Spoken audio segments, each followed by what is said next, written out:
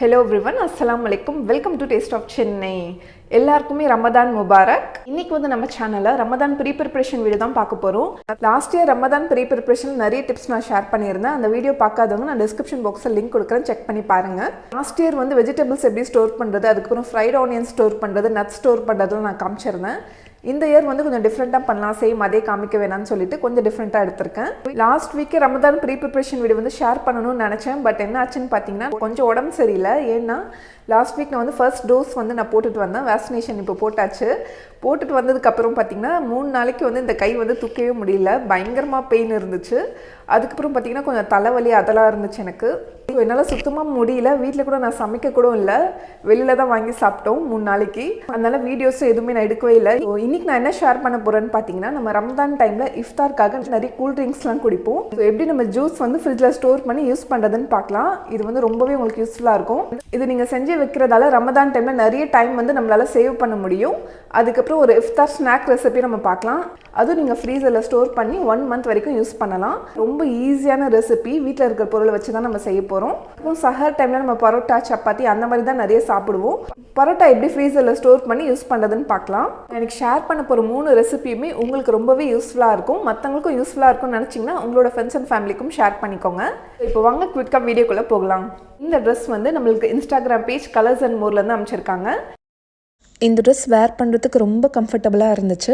மெட்டீரியலோட quality ரொம்பவே நல்லாயிருக்கு.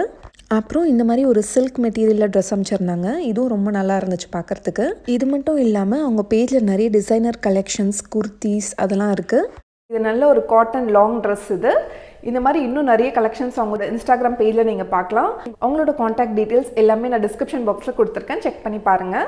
இப்போ வந்து நம்ம லெமன் ஜூஸ் செய்ய போகிறோம். நம்ம லெமன் ஜூஸ் எப்படி ஃப்ரிட்ஜில் ஸ்டோர் பண்ணி யூஸ் பண்ணுறதுன்னு நான் சொல்கிறேன். ஃபஸ்ட்டு அதுக்கு நம்ம லெமன் ஸ்குவாஷ் ரெடி பண்ணிக்கலாம். இப்போ நான் ஒரு 3 லெமன் எடுத்திருக்கேன். இதோட ஜூஸ் நான் எடுத்து வச்சுக்க போகிறேன்.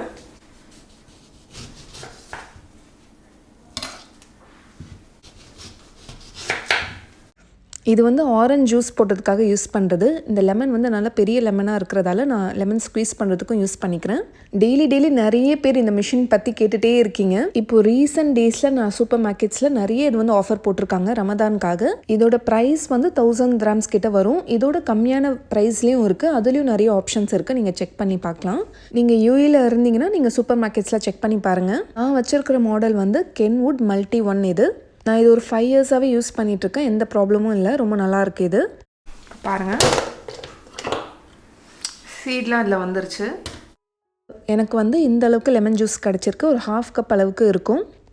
இப்போது இதில் 1 கப் அளவுக்கு நான் சுகர் சேர்த்துக்கிறேன். நல்லா இனிப்பு உங்களுக்கு கூட வேணும்னா நீங்கள் 2 கப் சுகர் கூட சேர்த்துக்கலாம். 1 கப் தண்ணி சேர்த்துக்கிறேன். இப்போது சுகர் நல்லா கரையிற வரைக்கும் வெயிட் பண்ணலாம். இப்போ சுகர் நல்லா கரைஞ்சிருச்சு. இது எந்த அளவுக்கு குக் பண்ணணும்னா, இது வந்து கொஞ்சம் ஸ்டிக்கியாக இருக்கணும். ஒரு ஸ்ட்ரிங் கன்சிஸ்டன்சி வர வரைக்கும் நம்ம குக் பண்ணணும். ரொம்ப கேர்ஃபுல்லாக பண்ணுங்கள், ஏன்னா ரொம்ப சூடாக இருக்கும் இந்த டைமில். இப்போ வந்து ஒரு கம்பி பதம் வந்துருச்சு. இப்போ நம்ம கேஸ் ஆஃப் பண்ணிடலாம்.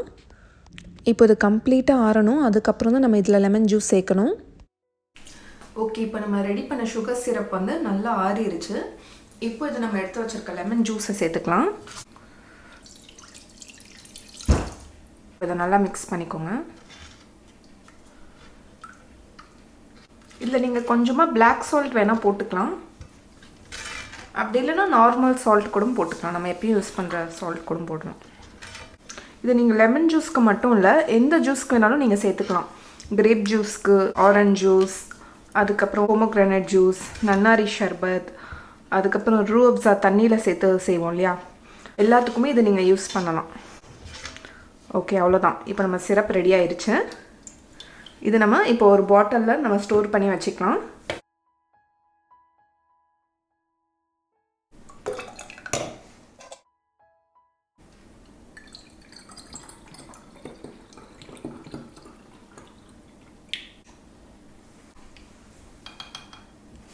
லெமன் ஸ்குவாஷ் சூப்பராக ரெடி ஆயிடுச்சு. இப்போ நம்ம ஃப்ரிட்ஜில் வச்சு 1 மந்த் வரைக்கும் யூஸ் பண்ணிக்கலாம்.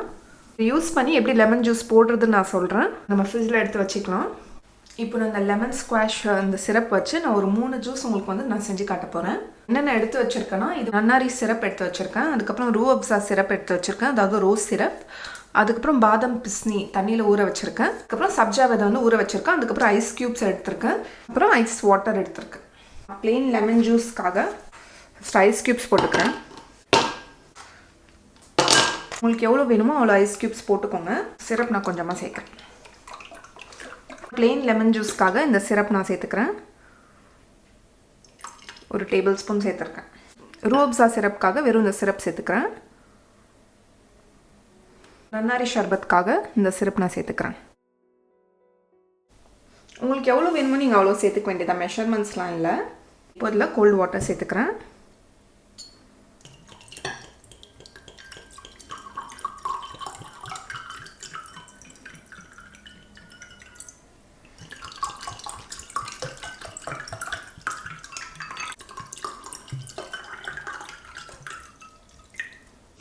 இப்போ நம்ம ஊற வச்ச சப்ஜா சீட்ஸ் சேர்த்துக்கிறேன். லெமன் ஜூஸ்லேயும் சேர்த்துக்கலாம், நீங்கள் எல்லாத்துலேயுமே இதில் சேர்த்துக்கலாம். ரோஸ் ஷர்பத் அதுக்கப்புறம் நன்னாரி ஷர்பத்லேயும் சேர்த்துக்கோங்க. இது நல்ல குளிர்ச்சி தான். இஃப்தார் டைமில் இது குடிக்கிறது ரொம்ப நல்லது. அப்புறம் பாதாம் பிஸ்னி ஊற வச்சிருந்தோம் இல்லையா, அதுவும் நான் சேர்த்துக்கிறேன். அது வந்து நான் நன்னாரி ஷர்பத்தில் சேர்த்துக்கிறேன். நீங்கள் எதில் வேணாலும் சேர்த்துக்கலாம். எல்லாமே மிக்ஸ் பண்ணிக்கலாம்.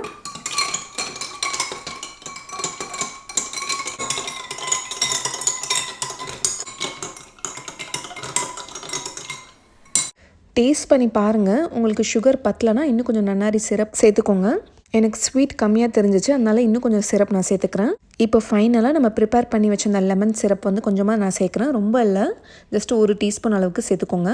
இது சேர்க்காமல் நீங்கள் ப்ளெயினாகவும் குடிக்கலாம். பட் சேர்க்குறதால ஷர்பத்தோட டேஸ்ட் இன்னும் நல்லாயிருக்கும். நீங்கள் என்ன ஜூஸ் செஞ்சாலுமே லெமன் கொஞ்சமாக சேர்த்துக்கோங்க. இப்போ இதை நல்லா மிக்ஸ் பண்ணிவிட்டு நம்ம சில்லுன்னு சர்வ் பண்ண வேண்டியதுதான். இப்போ ரொம்ப ரெஃப்ரெஷிங்கான இந்த சம்மருக்கு ஏற்ற மாதிரி 3 ஹெல்த்தியான ஜூஸ் ரெடி பண்ணிட்டோம். Plain lemon sharbat, rose sharbat, அதுக்கப்புறம் நன்னாரி ஷர்பத். இந்த ட்ரிங்க் முக்கியமாக இஃப்தார் டைமில் குடிக்கிறதுக்கு ரொம்ப நல்லாயிருக்கும். நீங்களும் இந்த ட்ரிங்க் ட்ரை பண்ணிவிட்டு எப்படி வந்துச்சுன்னு சொல்லி எனக்கு ஃபீட்பேக் சொல்லுங்கள். இப்போ அடுத்தது நம்ம ஃப்ரீசரில் ஸ்டோர் பண்ணி சாப்பிட்ற மாதிரி நல்ல ஒரு ஸ்நாக் ரெசிபி நான் சொல்ல போகிறேன். உருளைக்கிழங்கு வச்சு தான் நம்ம செய்ய போகிறோம். ஆலு டிக்கி எப்படி செய்கிறதுன்னு பார்க்கலாம். 3 பெரிய சைஸ் உருளைக்கிழங்கு எடுத்திருக்கேன். இது 1/2 kg அளவுக்கு இருக்குது. இப்போ இதை நம்ம பாயில் பண்ணிக்கலாம்.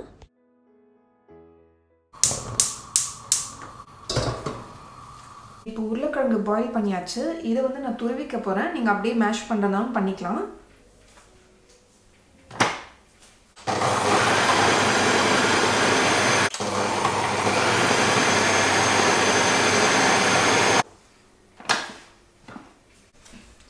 ஓகே, இப்போ நான் நல்லா துருவிட்டேன். இதை வந்து இப்போ நம்ம ஒரு பவுலில் போட்டுக்கிறேன். உருளைக்கிழங்குல ஜாஸ்தி வந்து இந்த தண்ணி வந்து இருக்கக்கூடாது. கொஞ்சம் நல்லா ட்ரையாக தான் இருக்கணும். தண்ணி இருந்துச்சுன்னா அப்புறம் ரொம்ப எண்ணெய் குடிக்காது. ஃபஸ்ட்டு இதுக்கு தேவையான அளவு உப்பு சேர்த்துக்கலாம். மிளகாய் தூள் சேர்த்துக்கிறேன்.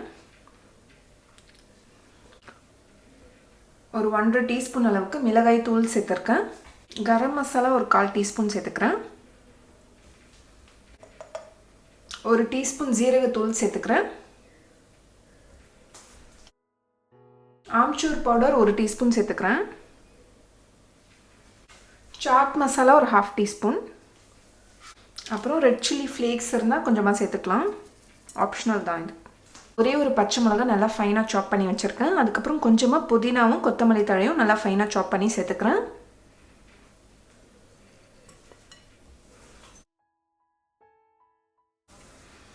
ஒரு 1/4 கப் அளவுக்கு நான் அரிசி மாவு சேர்த்துக்கிறேன். இப்போ இது எல்லாமே சேர்த்து நல்லா மிக்ஸ் பண்ணிக்கலாம்.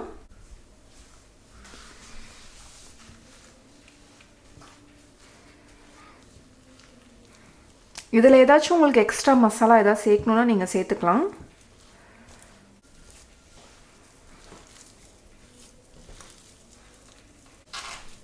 இப்போ இது நல்லா மிக்ஸ் பண்ணியாச்சு. இப்போ நம்ம ரவுண்டு பால்ஸாக தட்டிக்கோங்க.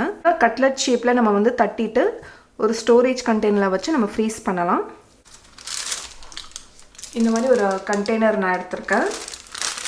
இதில் பட்டர் பேப்பர் வச்சுட்டு நம்ம பேட்டிஸை வச்சுக்க வேண்டியது தான்.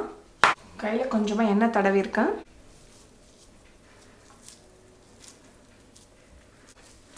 எண்ணெய் தடவிட்டு பண்ணிங்கன்னா நல்லா ஈஸியாக வந்துடும், உங்களுக்கு கையில் ஒட்டாமல் வரும்.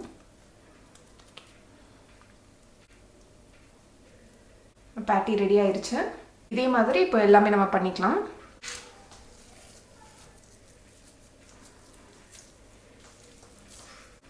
இதை நம்ம அரிசி மாவு சேர்க்காம கூட பண்ணலாம். அப்படியே கூட நம்ம ரவுண்ட் பால்ஸ் அந்த மாதிரி பேட்டிஸ் மாதிரி பண்ணி ஃப்ரை பண்ணலாம். இங்கே வேணும்னா இது மைதா மாவில் டிப் பண்ணிவிட்டு பிரெட் க்ரம்ஸில் கோட் பண்ணிவிட்டு ஃப்ரை பண்ணலாம்.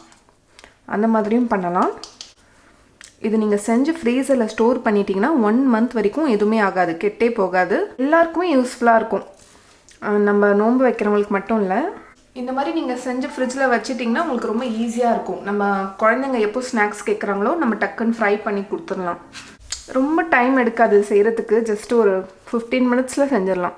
உருளைக்கிழங்கு வேக வச்சிட்டோன்னா இது நம்ம டக்குன்னு செஞ்சிடலாம்.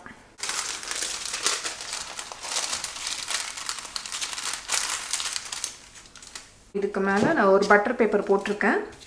இப்போ இதை க்ளோஸ் பண்ணிடலாம். இப்போது இது ஃப்ரீசரில் 1 மந்த்க்கு ஸ்டோர் பண்ணிக்கலாம். நம்மளுக்கு எப்போ வேணுமோ அப்போ எடுத்து நம்ம ஃப்ரை பண்ணிக்கலாம். நீங்கள் ஃப்ரை பண்ணுறதுக்கு முன்னாடி ஒரு 30 மினிட்ஸ் முன்னாடி வெளியில் எடுத்து வச்சுருங்க. அப்போ தான் இது டீஃப்ரோஸ்ட் ஆகிருக்கும். இப்போது ஒரு பேனில் எண்ணெய் சூடு பண்ணிக்கோங்க. இதை நம்ம ஷாலோ ஃப்ரை தான் பண்ண போகிறோம்.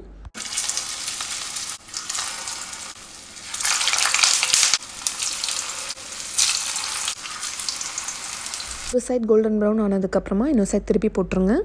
மீடியம் ஃப்ளேமில் வச்சு ஃப்ரை பண்ணுங்கள். இது நீங்கள் பசங்க ஸ்கூல் போகும்போது மார்னிங் டிஃபன் பாக்ஸ்க்காக கொடுத்து அனுப்பலாம். அப்படி இல்லைனா ஈவினிங் ஸ்நாக்காகவும் நீங்கள் செஞ்சு கொடுக்கலாம்.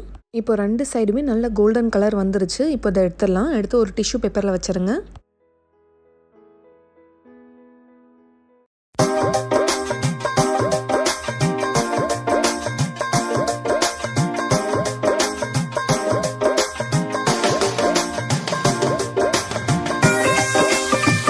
ரொம்ப டேஸ்டியான ஆலு டிக்கி ரெடி ஆயிடுச்சு. இப்போ இதை டேஸ்ட் பண்ணி பார்க்கலாம். நல்லா கிறிஸ்பியாக இருந்துச்சு. நீங்களும் ட்ரை பண்ணிவிட்டு எப்படி வந்துச்சுன்னு சொல்லி எனக்கு ஃபீட்பேக் சொல்லுங்கள்.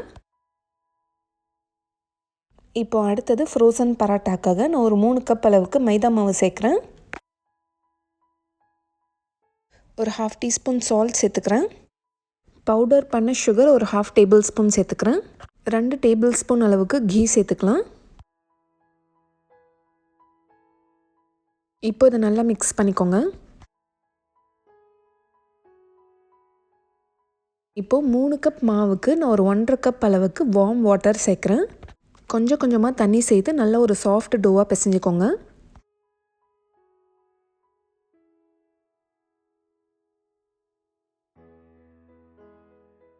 மாவு இந்த மாதிரி கையில் நல்லா ஒட்டாமல் வரணும். இப்போது மாவு ஒரு 30 மினிட்ஸ்க்கு நம்ம ஊற வச்சுக்கலாம்.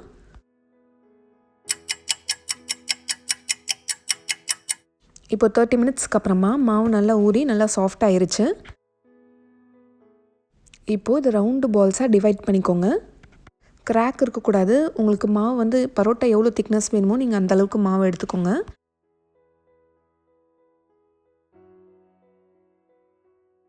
இப்போ ஒரு பால் எடுத்து எப்படி ரோல் பண்ணுறதுன்னு நான் காட்டுறேன். கையில் கொஞ்சமாக எண்ணெய் தடவிட்டு இந்த மாதிரி நல்லா தட்டிக்கோங்க. இப்போ இது கொஞ்சம் நல்லா பெருசாகவே நம்ம ரோல் பண்ணிக்கலாம். இந்த அளவுக்கு நல்லா பெருசாக ரோல் பண்ணதுக்கப்புறமா இப்போ இதில் நான் கீ அப்ளை பண்ணிக்கிறேன். நீங்கள் வந்து ஆயிலும் அப்ளை பண்ணிக்கலாம். ஆயில் அப்ளை பண்ணால் என்ன ஆகுனா மாவு வந்து ஃப்ரிட்ஜில் நம்ம ஸ்டோர் பண்ணும்போது கருப்பாயிரும். அதனால் நீங்கள் கீ அப்ளை பண்ணிக்கோங்க. இந்த மாதிரி லச்சா பரோட்டா செய்யும் போது கீ அப்ளை பண்ணால் நல்லா உங்களுக்கு லேஸும் கிடைக்கும்.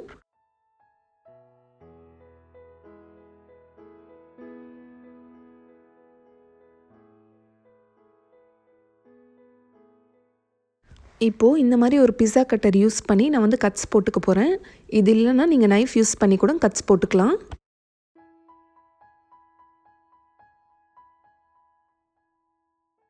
இப்போ இது எல்லாமே சேர்த்து ஜாயின் பண்ணிக்கோங்க.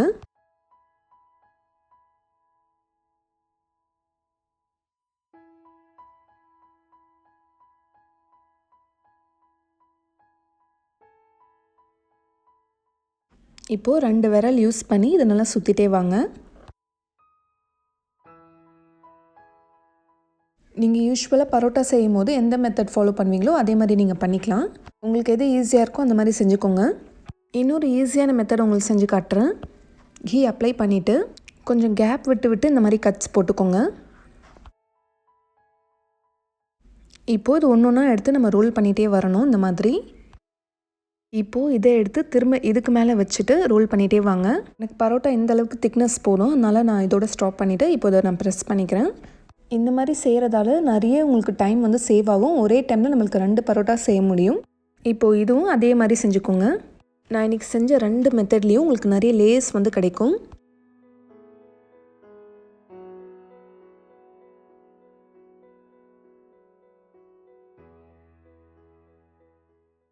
இப்போ நம்ம இதை ரோல் பண்ணிக்கலாம்.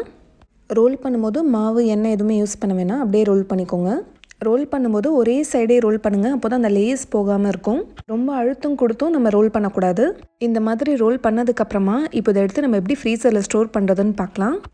உங்ககிட்ட ஃப்ரீசரில் ஸ்டோர் பண்ணுற மாதிரி கண்டெய்னர் இருந்துச்சுன்னா நீங்கள் அதை யூஸ் பண்ணிக்கலாம். அப்படி இல்லைனா இந்த மாதிரி ஒரு ஃபாயில் பேப்பர் எடுத்துக்கோங்க.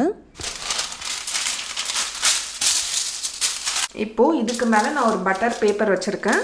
இப்போ நம்ம ரோல் பண்ண அந்த பரோட்டாவை இதுக்கு மேலே வச்சுருங்க. நீங்கள் அன்குக்டாகவும் வைக்கலாம், இல்லைனா கொஞ்சம் ஹாஃப் குக்டாகவும் நீங்கள் வைக்கலாம். நான் அன்குக்டாக எப்படி வைக்கணும்னு சொல்லிட்டு உங்களுக்கு காட்டுறேன். இதுக்கு மேலே நம்ம இன்னொரு பட்டர் பேப்பர் போட்டுக்கணும். இன்னொரு பரோட்டா வைக்கிறதுக்கு முன்னாடி இன்னொரு பட்டர் பேப்பர் போட்டுட்டு வைங்க, இல்லைனா ஒன்றோட ஒன்று ஒட்டிக்கும். ஸோ இப்போ திரும்ப ஒரு பட்டர் பேப்பர் வச்சுட்டு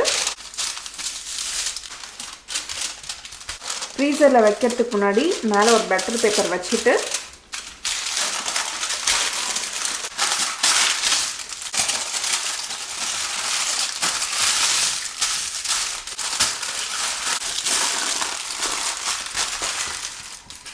இப்போது நம்ம ஃப்ரீசரில் 1 மந்த் வரைக்கும் ஸ்டோர் பண்ணி யூஸ் பண்ணலாம். நீங்கள் சஹர் டைமில் பரோட்டாலாம் செஞ்சிட்ருக்க முடியாது இல்லையா? ஸோ இந்த மாதிரி நம்ம செஞ்சு வச்சிட்டோன்னா நம்மளுக்கு ரொம்ப ஈஸியாக இருக்கும்.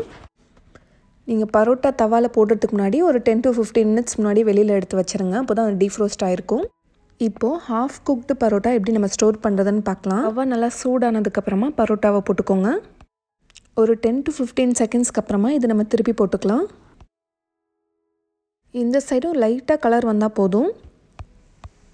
இப்போ இந்த ஸ்டேஜ்லேயே இதை எடுத்துருங்க. இது நல்லா ஆறுனதுக்கப்புறமா இதை நம்ம ஸ்டோர் பண்ணிக்கலாம். நம்ம அன்குக் பரோட்டா எப்படி நம்ம ஸ்டோர் பண்ணுமோ அதே மாதிரி தான் இதுவும் ஸ்டோர் பண்ணிக்கணும். ஒரு பரோட்டாக்கு மேலேயும் பட்டர் பேப்பர் வச்சுருங்க. இதுவும் 1 மந்த்க்கு நம்ம ஃப்ரீசரில் ஸ்டோர் பண்ணி யூஸ் பண்ணலாம்.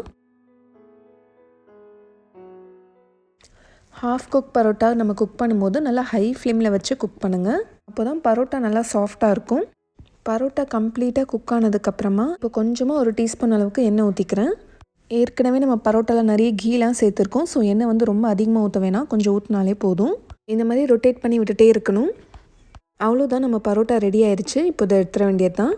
பரோட்டா இந்த மாதிரி நல்லா சூடாக இருக்கும் போதே நல்லா அடித்து விடணும், அப்போ தான் நிறைய லேயர்ஸ் வரும், நல்லா சாஃப்டாகவும் இருக்கும்.